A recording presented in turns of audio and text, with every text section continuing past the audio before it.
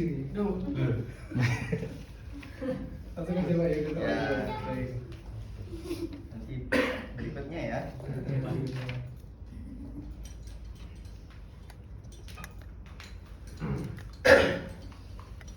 Berdiri nggak apa ya?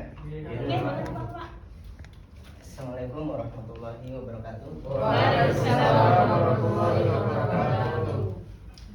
Baik, teman-teman semuanya mengawali pagi hari ini meskipun cuaca mendung ya. Semoga di sini semuanya hatinya ceria, cerah. Alhamdulillah ya. Selalu ceria. Selalu ceria.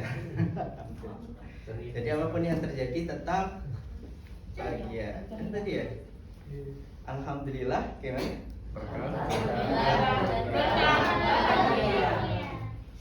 Oke, karena waktunya cuma 10 menit ya. Jadi mohon izin saya nyiapkan ternyata jadi 11 slide. Itu kalau satu slide 1 menit sudah 11 menit. Kayaknya nggak mungkin juga. Kalau perdana sedikit extend dikit ya. Meskipun saya spill mungkin ini saya cuma luarannya, jadi nggak saya ulas detail.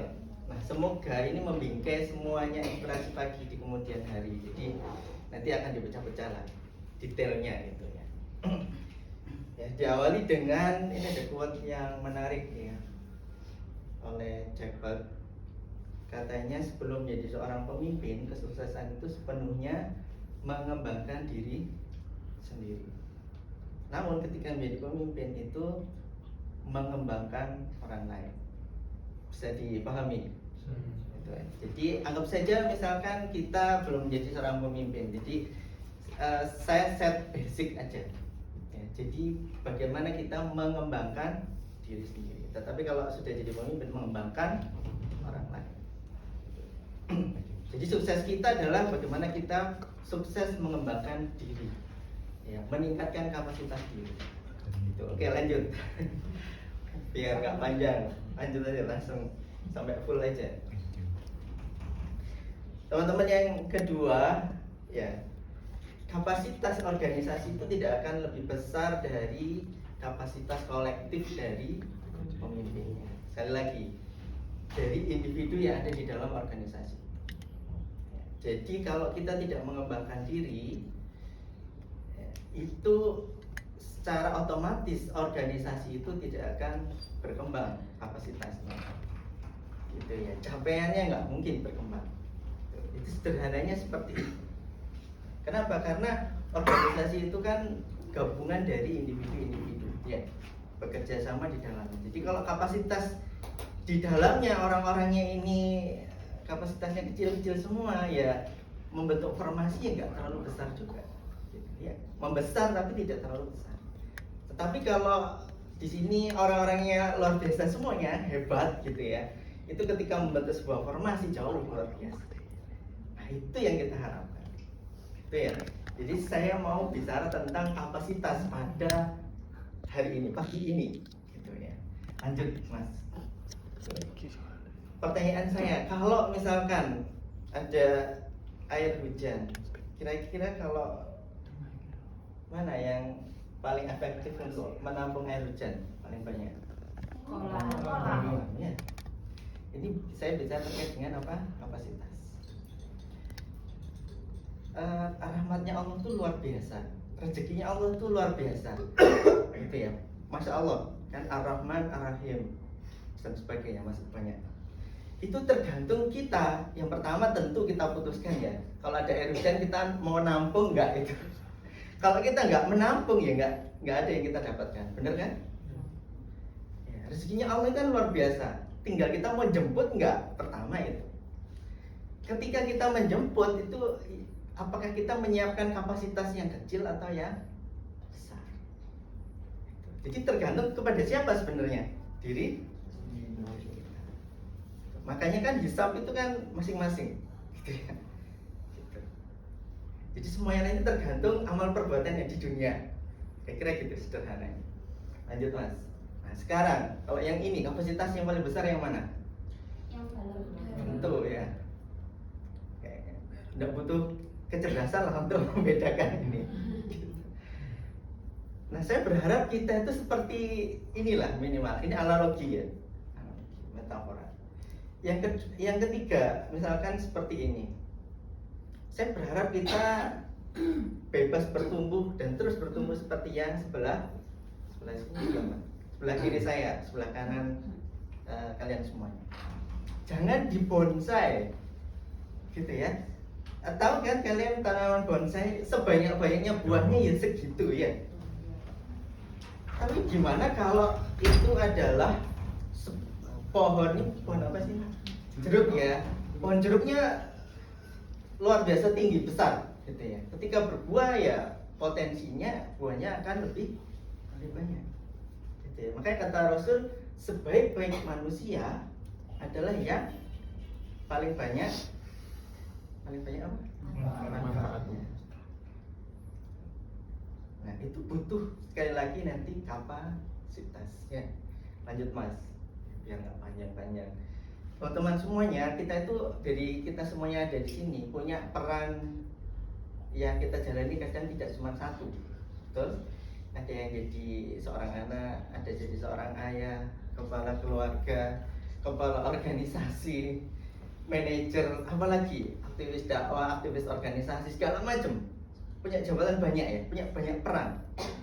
Itu semuanya punya tuntutan kan? Ya, coba misal kita lihat cek di sini. Kalau kita bedain 3 saja, kita ini tidak sesuai harapan, tidak sesuai dengan ekspektasi. Jadi misalnya sebagai seorang anak, harusnya seorang anak yang berbakti seperti apa? Itu apakah kita ini sesuai harapan, di bawah ekspektasi atau di luar ekspektasi? Ya. Itu kita coba cek sebagai anak misalnya. Sebagai misalkan yang di sini sudah jadi kepala keluarga, bagaimana peran kita di situ? Itu kita juga bisa evaluasi ya. Di semua peran itu ada tanggung jawab, betul? Betul. Ada tuntutan-tuntutan kan, kita harus penuhi ini, penuhi itu, gitu ya. Kalau di sini aja misalkan SPV, manajer punya apa, job desk-nya masing-masing, punya goals yang ingin dicapai. Nah itu nanti kita coba lihat, kita tuh kategori excellence sesuai dengan ekspektasi, biasa aja standar, atau malah di bawah ekspektasi. Itu semuanya sekali lagi nanti base-nya ini butuh kapasitas diri, kompetensi dan sebagainya. Kita bahas kapasitas. Berapa menit? Lanjut. Masih 7 menit. Oh, itu masih 13 menit, nggak apa-apa. Oke, ini adalah contoh-contoh misalkan kapasitas untuk menuntaskan tugas-tugas. Banyak sekali tugas-tugas. Menyelesaikan masalah, misalkan ya, problem solving. Apalagi itu kapasitas kepemimpinan. Ya, kepemimpinan kan macam-macam levelnya, betul ya? Ada mungkin level yang paling rendah yang sedang kita bicarakan sekarang ini adalah kepemimpinan diri sendiri, memimpin diri sendiri. Kita memimpin diri sendiri aja boleh jadi masih belum cukup bagus ya. Nah, itu harus selalu ditingkatkan. Tidak mungkin kita sukses memimpin orang lain kalau mau memimpin diri sendiri aja masih banyak PR kira-kira gitu. Ya, itu akan membatasi kepemimpinan kita ya di level berikutnya, yaitu mungkin keluarga, organisasi, perusahaan dan seterusnya. Ya, jadi di sisi kepemimpinan pun butuh PR, butuh ditingkatkan selalu. Ya. Apakah kita baca buku kepemimpinan langsung jadi pemimpin yang hebat? Nggak bisa. Jadi nggak mudah ternyata ya. Menjalankan peran tadi yang sudah kita bahas, memberi manfaat juga. Ya. Level kita di dunia ini kan macam-macam, beda-beda. Ada yang kemanfaatannya masih untuk diri sendiri, ada yang kemanfaatannya sudah untuk keluarga. Ya. Bisa aja yang belum menikah itu sudah untuk keluarga, siapa tahu. Jadi ada yang jadi tulang punggung keluarga, dan keluarga besar. Atau lebih luas lagi, mungkin selevel RT, RW, kelurahan, kabupaten, kota, negara dan seterusnya bisa jadi. Kita kan punya role model yang luar biasa ya di sini ya. Siapa namanya? Ya Nabi kita, ya kan? Rasul itu luar biasa dari awal yang saya tadi slide pertama, mengembangkan orang lain. Ya, Rasul itu setelah Rasul wafat itu justru lahir pemimpin-pemimpin besar berikutnya. Siapa namanya? Abu Bakar, Umar. Itu penaklukan, perluasan Islam itu luar biasa, berkembang terus. Ya, puncaknya di mana itu? Sampai Utsman itu hampir berapa itu? 2/3, luar biasa. Intinya terus bertumbuh. Yang kita harapkan seperti itu, kemanfaatan luar biasa. Hingga sekarang satu nama yang sangat berpengaruh ya nggak ada lain, yaitu Rasul kita Muhammad SAW. Jadi kalau nanti misalkan ya kita cari profil idealis itu aja, kira-kira gitu ya. Soalnya kalau cari yang kekinian agak sulit ya sekarang ini. Lanjut Mas. Kalau saya sederhanakan gitu ya, dari semua itu saya sederhanakan aja. Bukan berarti bisa jadi kan ada yang tidak tercover ya. Saya sederhanakan untuk kita ingat saja di sini teman-teman semuanya. Karakternya adalah solih dan profesional. Jadi perpaduan antara spiritual atau sesuatu yang lunak, yang sesuatu di dalam dan di luar, solih dan profesional. Jadi kita semuanya ada di sini minimal itu solih dan profesional. Solih itu apa sih? Nanti cari ya. PR banyak ayat-ayat ya solihin gitu tanya. Apa itu PR? Kalau bicara apa nanti ada solihin gitu ya.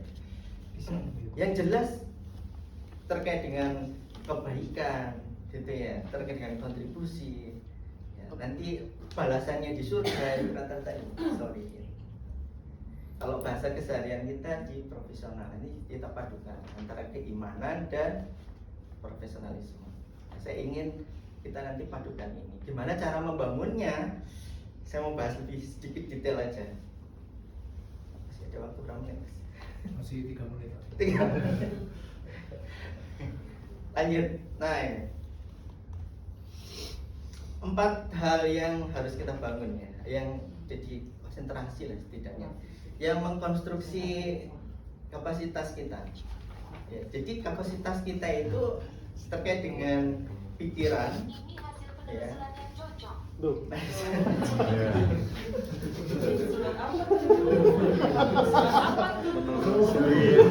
Boleh dicek di ChatGPT ya. Anda jauh lah kira-kira dari ini. Ya. Ini saya mensarikan yang paling internal. Gitu ya. Ada kapasitas kayak misalkan sosial, kepemimpinan itu sebenarnya berawal dari sini dulu, gitu ya. Nggak mungkin kita kapasitas sosial bagus itu kalau di pola pikiran, pola hati, pola jiwanya nggak bagus. Gitu ya. Kalau saya sarikan 4 ini aja.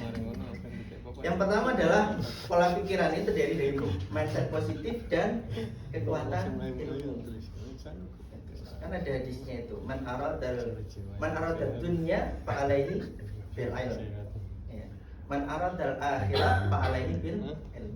Dan barang siapa yang menginginkan keduanya, dunia dan akhirat, maka dengan ilmu.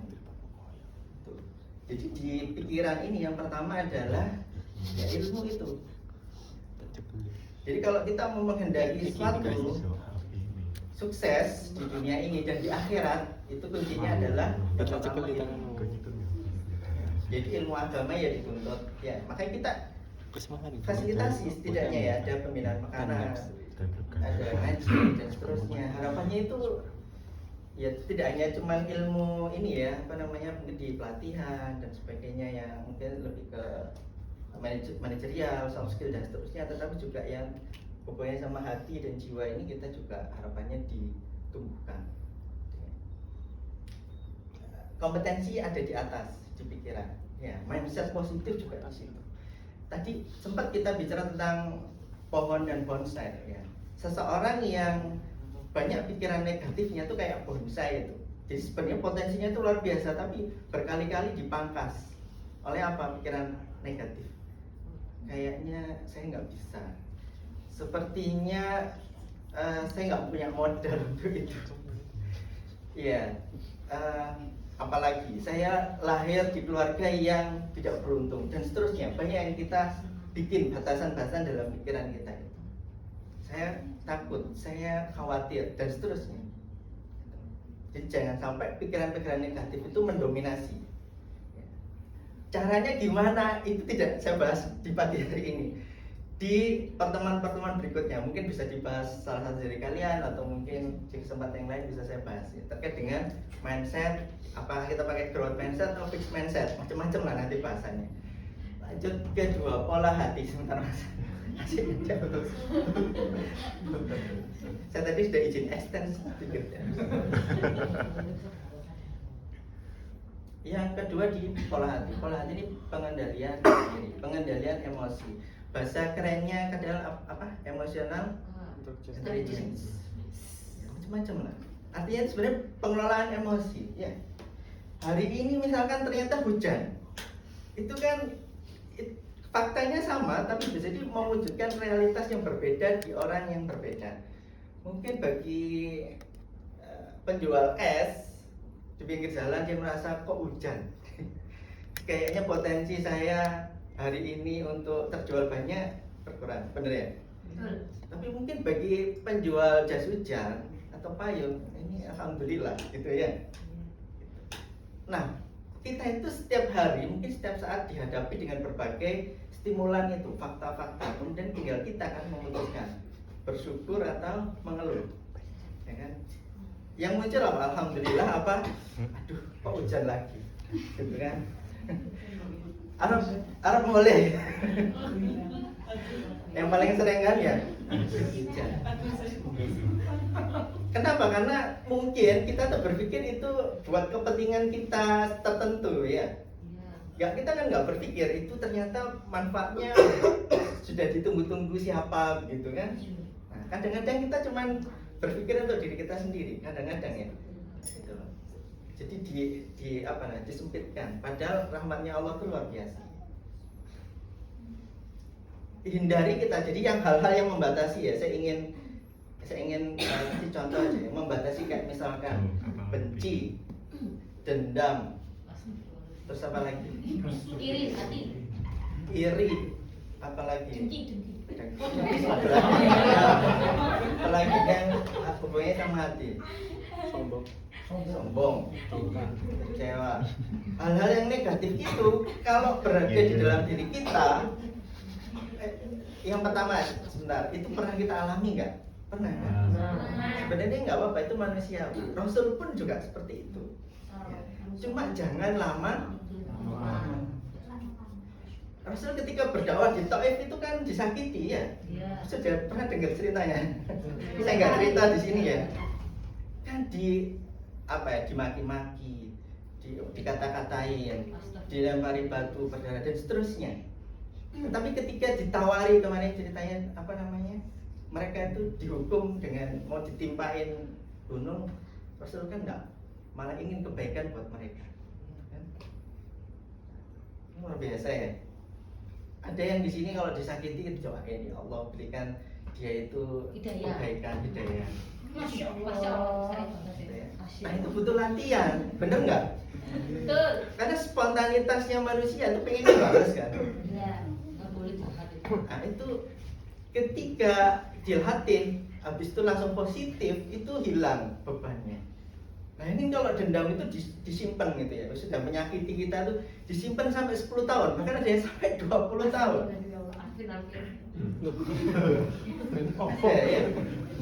Kok Alvin?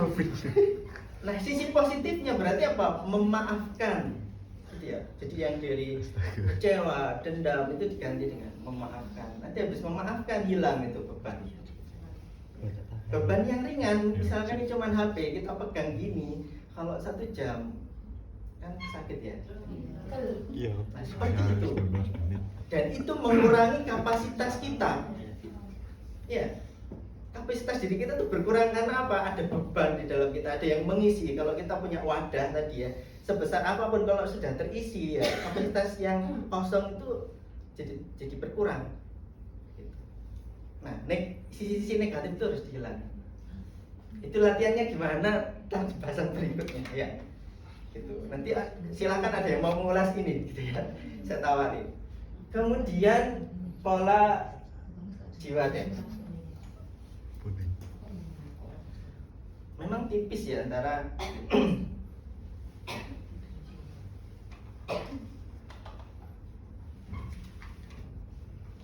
antara hati dan jiwa ini tipis ya. Tipis dalam arti apa? Banyak yang apa namanya, saling beririsan gitu ya, sampai sulit membedakan ini hati apa jiwa. Sayangnya sekali lagi nggak bisa dijelaskan sekarang. Nanti kalau sekarang jadi satu topik sendiri. Anggap saja ini berbeda ya. Maka ada pembersihan jiwa, bukan pembersihan hati ya. Ada tazkiyatun nafs kan, ada ilmunya sendiri. Itu kalau nanti belajar Islam adalah. Jadi kalau di jiwa ini terkait dengan ikhlas, iman, bersyukur, terus apa lagi Mas? Tawakal. Seorang yang punya iman, punya tawakal dia nggak punya rasa takut. Ya.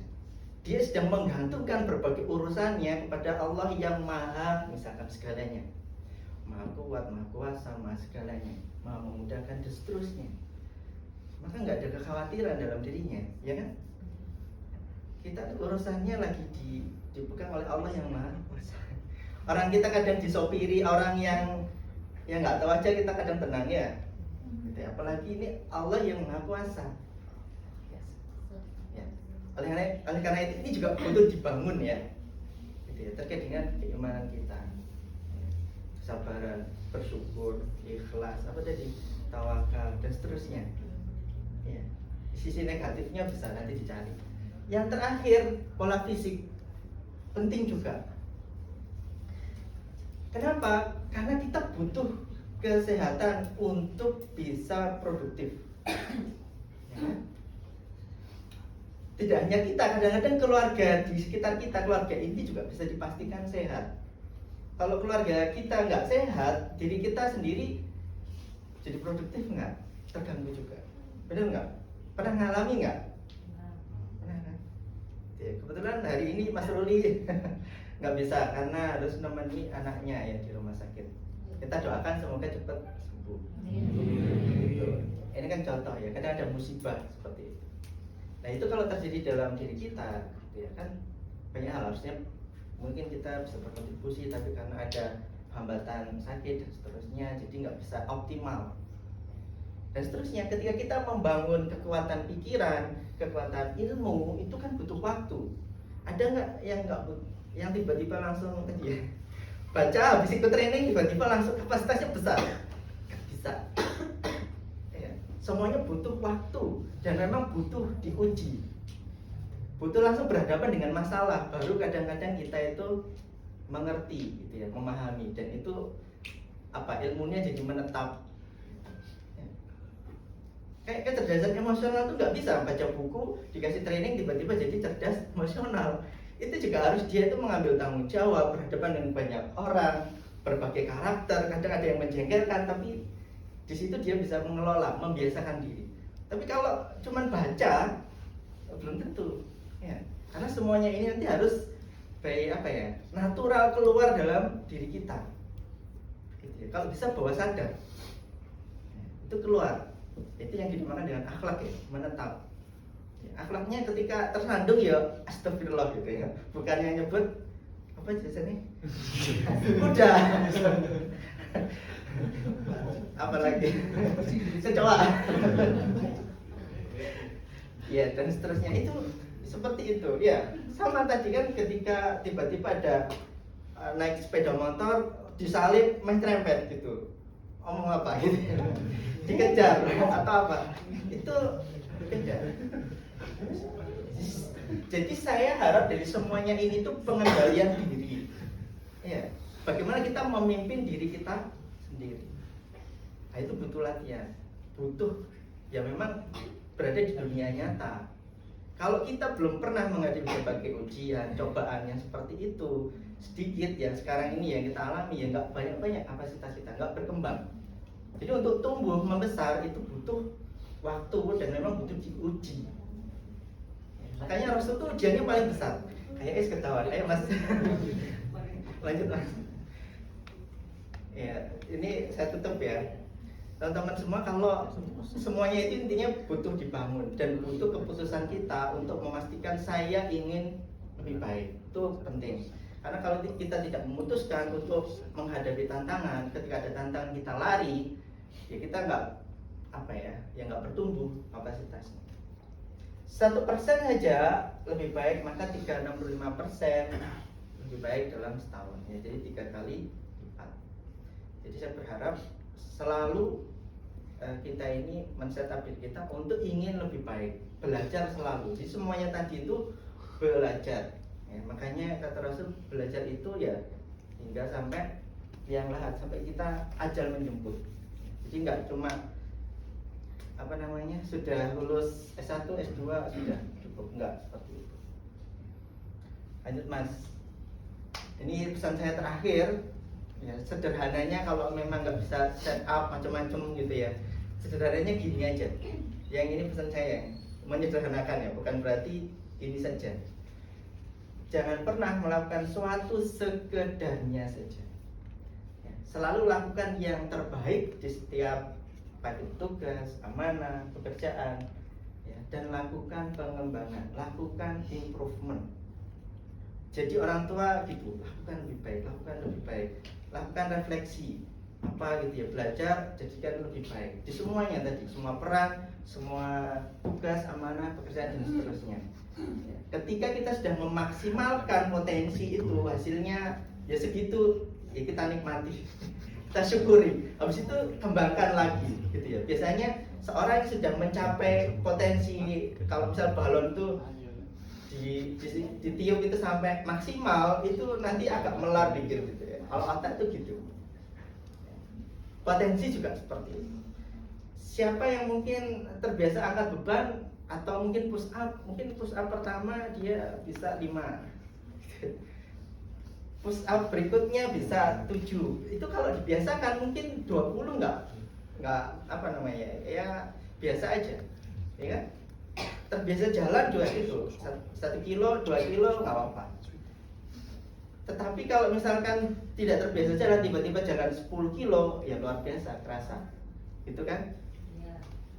Jadi sekali lagi di sini ya, lakukan yang terbaik. Terima kasih, semoga bermanfaat. Ya, mohon maaf sedikit extend.